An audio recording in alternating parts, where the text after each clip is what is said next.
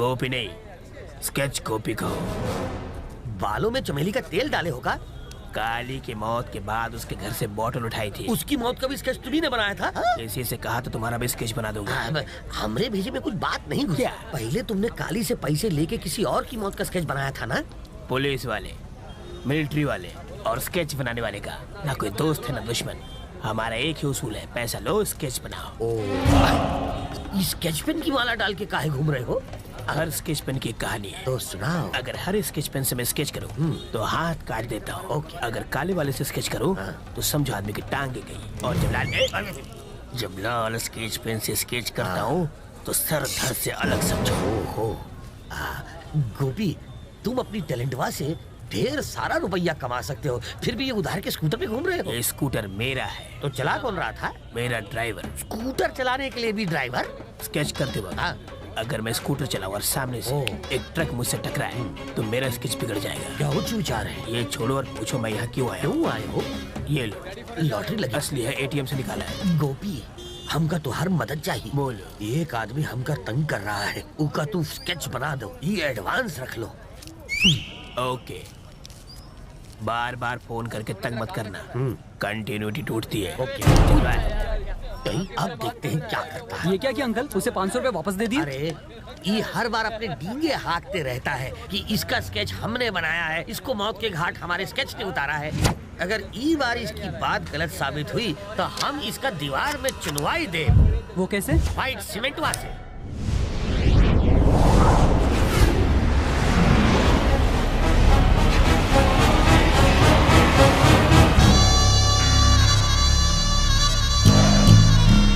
तो शंकर, तुम्हें क्या लगता है कि अपने भाई की मौत के बाद तुम बहुत बड़े डॉन बन गए हो?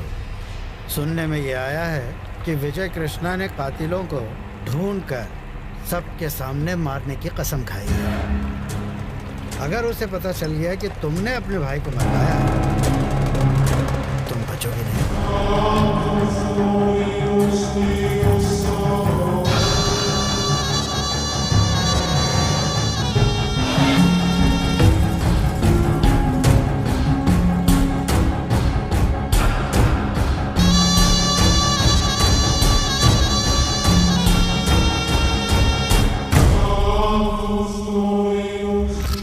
किसने कहा कि मैंने अपने भाई को मारा है?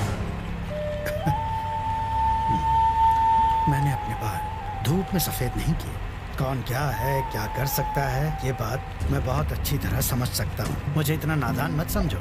खैर, ये सब जाने दो शंकर, बस मेरी बात को ध्यान से सुनो। इस शहर में विजय कृष्णा का नेटवर्क बहुत ही कमाल का है। जानते हो, वो तुम्हारे भाई के 2 कातिलों को ढूंढ के उन्हें मार तक चुका है। अगले कातिल को भी वो बहुत जल्दी ढूंढ लेगा। अगर उसने उसकी आंखों में आंखें डालकर पूछा कि काली को किसने मरवाया है और उसने बता दिया कि तुम उसकी मौत के लिए जिम्मेदार हो, तो ये विजय कृष्णा दंदनाता हुआ तुम्हारे घर में घुस के बिना किसी सवाल जवाब के तुम्हें मौत के घाट उतार देगा।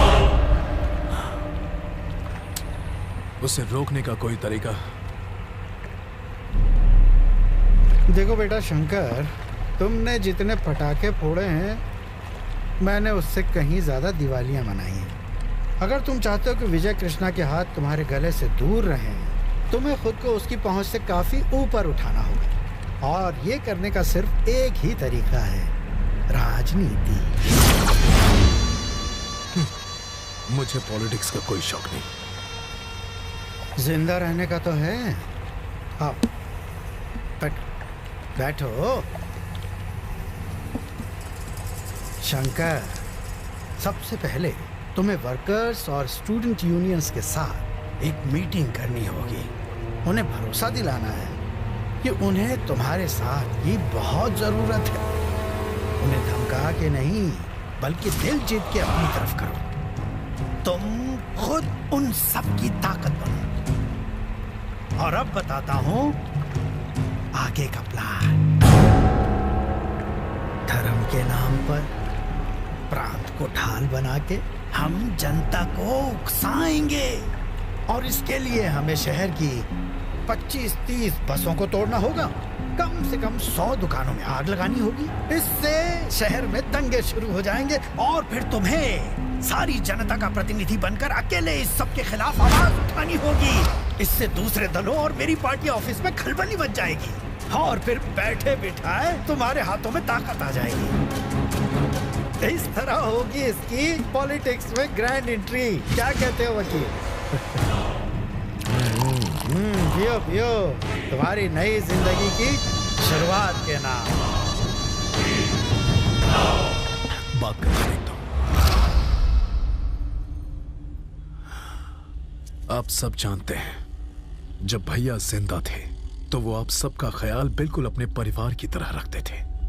विजय कृष्णा ने उन्हें अपने भाई की शादी में बुलवाकर मरवाया और हम सबको अनाथ बना दिया। लेकिन घबराओ मत, अब मैं आप सबका ख्याल रखूंगा, आपके बारे में सोचूंगा, और अगर मुझे आपकी यूनियंस का साथ मिला तो पॉलिटिक्स में भी कूद पड़ूंगा। अगर आपने मुझे जिताया तो मैं वादा करता हूं कि मैं आपकी यूनियंस के लिए लड़ूंगा, आपकी यूनियंस को बहुत ताकतवर बना दूंगा। भैया के जाने के बाद हम सब बिखरे नहीं हैं, हम सब एक हैं, एक। मेरी बात सुनो शंकर, मुझे नहीं पता तुम दोनों के बीच क्या झगड़ा चल रहा है, पर इतना जरूर जानता हूं कि अगर हमें कोई परेशानी होती तो हम काली भाई के पास जाते, वक्त होता तो भाई खुद आते, वरना विजय कृष्णा को मदद के लिए भेजा करते थे। अब वो नहीं रहे तो तुम पॉलिटिक्स की बात कर रहे हो। हर जगह ये अफवाह है कि विजय कृष्ण ने काली भाई का खून करवाया है। जब तक हमें सच का पता नहीं चलता, आप हमें अपने तरीके से काम करने दीजिए शंकर जी। आपने अपना प्लान हमें बता दिया, हम जाकर अपने साथियों से इसके बारे में बात करेंगे। सबका जो फैसला होगा आपको बता दिया जाएगा। अब हम चलते हैं।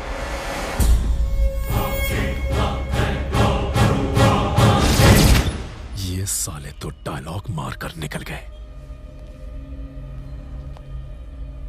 आप ही के कहने पर मैंने इन्हें समझाने की कोशिश की। ये तो साफ हो गया कि ये लोग तुम्हारा साथ नहीं देने वाले हैं। अब ये लोग जाके सीधा विजय कृष्ण से मिलेंगे। तो अब चलो उठो यहाँ से, चलो। तुम सब में काशी कौन है? मैं हूँ। शंकर भाई ने तुझे बुलाया है, जल्दी चल। शंकर के बुलाने पर मैं क्यों आऊँ? ये तेरे लिए अच्छा नहीं होगा। हेलो, हमने हाथ में चूड़ियां नहीं पहन रखी।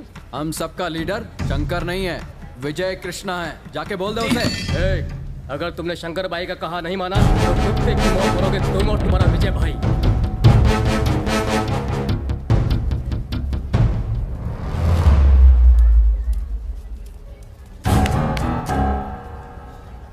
यहाँ से निकल जाओ वरना छोड़ूंगा नहीं।